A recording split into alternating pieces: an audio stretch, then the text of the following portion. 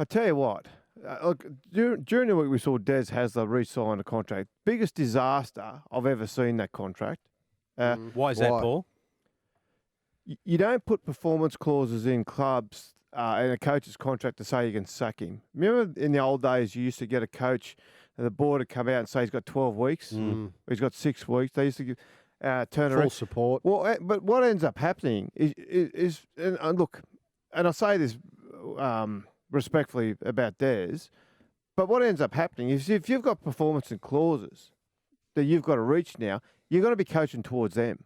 You're not necessarily coaching for the long-term success or the long-term improvement of the club. So, for example, if Tom Turbo comes back and he's a little bit how you going still with his hamstring, you're going to push him back a week earlier than you might have because that 2 points could be the difference between you keeping your job or not. Yeah.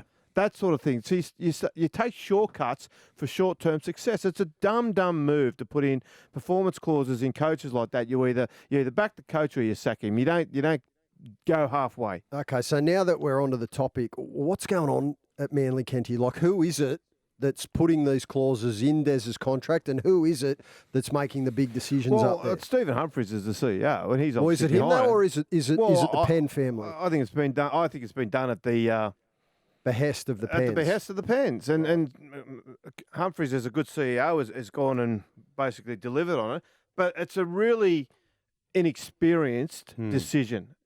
That's what it is. It's like I said, you used to see it all the time in rugby league where coaches would get the board, 12 weeks to show some improvement, all that, and all they do is they just put everything into that period. And if you're Des Hasler now, and you've got, for example, I don't know what the first clause is that he's got to reach, and if he doesn't reach it, they can sack him. Isn't it that he's got to make the finals either this year or next year to trigger the year after that? So what happens if this year he's looking a bit how you're going?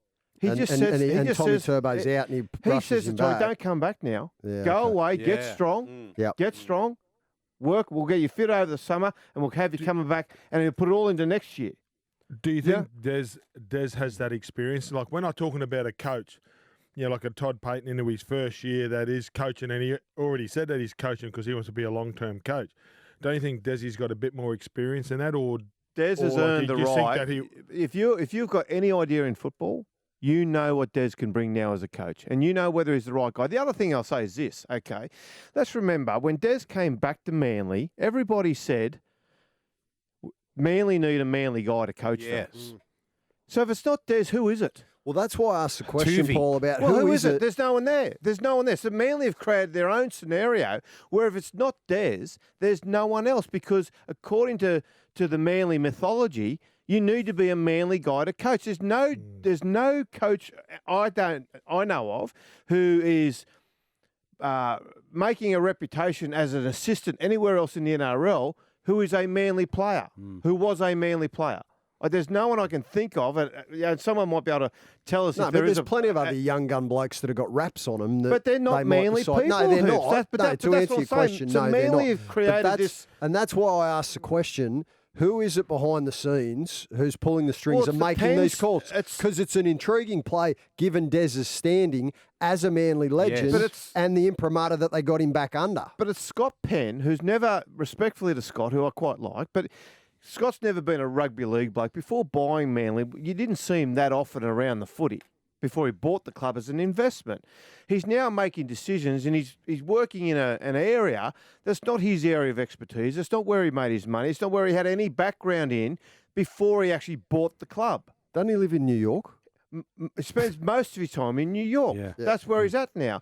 So he's basically operating the club by remote control. And Stephen Humphries, he's got great pedigree. His father, Kevin, ran the rugby league for a long, long time after coming through from Balmain.